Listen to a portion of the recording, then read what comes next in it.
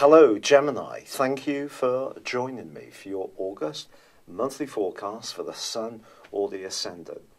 The big talk this month, of course, is about all these retrogrades. And of course, one of them features your guide planet of Mercury. That goes on until the 18th of August. But it is going through the bubbly, extrovert and warming sign of Leo, which for you gives you almost a heightened Gemini vibration, because it is about quick thinking. It is about using your mental resources really well. It could be that because of the retrograde, you're going to rethink something in terms of your relationships with people in your community, your neighbours, or perhaps to do with technology. If you're interested in self-publishing, that could be something that you're thinking very carefully about. But of course also it could be true that because of the retrograde there could be some snags. Entirely possible that a previously well-loved and reliable domestic appliance could go on the blink. Or perhaps you decide that something that used to be of great use to you has lost its appeal because your thinking is fluid. And talking about fluid thoughts, there may be a case that some things may come and go in your outlook right through, quite frankly, through to the 2nd of September.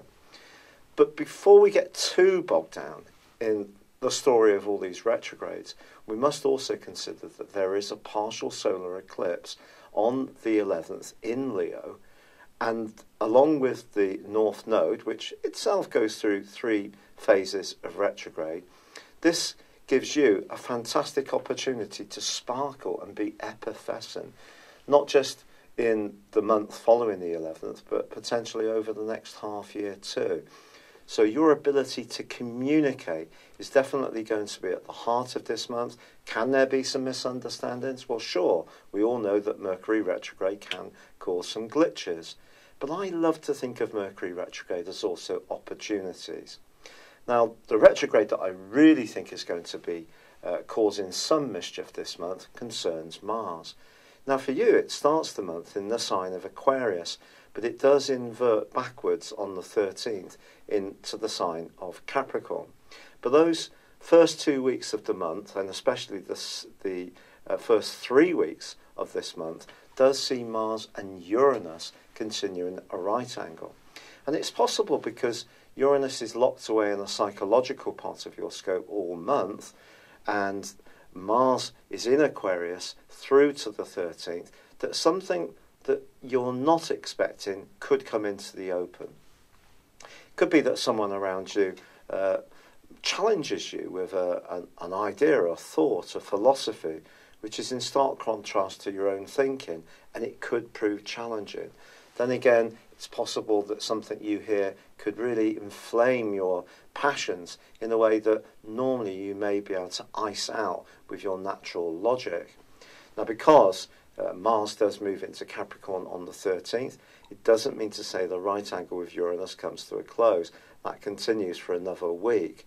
In general, for you, I still feel that there's going to be this sense of some kind of revelations coming to the fore, but it's going to be about perspective. If you do love to travel, then it may be that you could get sudden urges to break out of very restrictive lifestyles or the demands of others, and really feel quite militant if it gives you the opportunity to do something completely different off the cuff. But that may mean some stop-start, some rather quick and reactive behaviour at times. Now, of course, the outer planets, certainly once Uranus goes into retrograde, are also going to be tracking backwards. But that happens every year for 5.5 months. It's not going to be quite as important as Mars and also Mercury. What I would say to you, however, is the month begins and sees Jupiter, the planet of growth, which is in your sector of health and work, in a right angle to the Sun. Your enthusiasm about your ideas or a project could be awesome from the 3rd through to the 10th, but it is going to be important not to promise more than you can realistically deliver.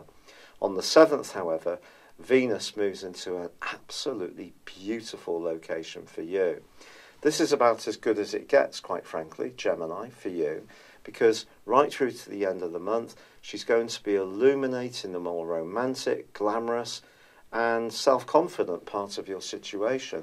And along with the sun being in the sign of Leo, and also that partial solar eclipse, this can see you animate whatever qualities you've got, be it in terms of your personality, your talents, or even just your desirability. So that's a lovely change for you. Now, it is true to say that there is going to be a more subtle set of energies coming in from the 23rd, when the sun moves into the sign of Virgo. The fascinating thing about you and Virgo's Mercury is you're both governed by Mercury. And of course, Mercury itself is going to be going forwards from the 18th, but it won't come out of shadow until the 2nd of September. So if your thinking has been fluid, remember it won't necessarily be immediately resolved on the 18th. But I think the sun moving into Virgo gives you an opportunity to think about the foundations in your world, where you live, how you live there, your environment, your immediate environment, how you can control that. If you have a particular love of bright and breezy exchanges, but also like some time to yourself occasionally, that's going to be emphasised in the last 10 days of this month.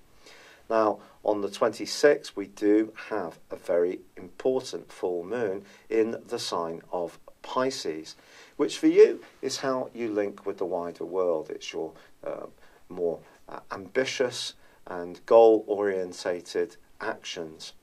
And the interesting thing is that both Uranus and Saturn are going to be forging a beautiful link all through this month, which suggests some of the things that come up in your approach to life, particularly in terms of hunches, could pay off spectacularly well on the back of that particular transit. But once the full moon gets involved, I think that too can bring greater lustre to bear and perhaps help you to promote your personality and your vision in a more public forum or way. Now, with Mars going forwards on the 27th, remember it's back in the sign of Capricorn. It is going to go back into Aquarius, and essentially it's going to be there through till November. Essentially, this is a very short visit back to Capricorn, but it could just make you much more conscious of desire in all its many forms, whether it's material objects, possessions, or even someone you are strongly drawn towards. But I think in general, this month does have a lot of opportunities. But I think in some ways, it is going to be calling out to you, especially through that right angle between Mars and Uranus, to tune into sides of you that perhaps you're not quite so aware of, or people may make you more aware of them, or it's possible that you could find yourself making some more impulsive and unpredictable moves. But that's certainly going to add some excitement to the mix. But I do think that generally that your idea sector is lit up. So don't see Mercury retrograde as itself as being a terribly bad thing. It's just an opportunity to rethink some of your ideas and even potentially your belief systems. And when it comes to spirituality, with Jupiter and Neptune still forging an awesome link all month, if you are interested in raising consciousness either within yourself or others, this continues to be an important month to do so. It's been a real pleasure being with you. I'm really sorry this video has been delayed because of my health issues with rheumatoid arthritis. I'm very grateful for your patience. It would be great if you could like or comment this video, or if you've yet to do so, please do subscribe. But for now, thank you and goodbye. Hello, thank you so much for watching my video. I'd love you to join me at my Horoscope Ace app. You can find this at www.horoscope-ace.com. You can use it through Android, iOS, Apple or Facebook. Check out your ascendant or your moon sign, or download your free birth chart. There's all your favourite videos, plus there are daily, weekly, monthly and yearly horoscopes for general, love, Chinese and Indian astrology. If your passion is tarot, there's my brilliant 3-card money or love tarot readings too. And it's all there at www.horoscope-ace.com. Thank you.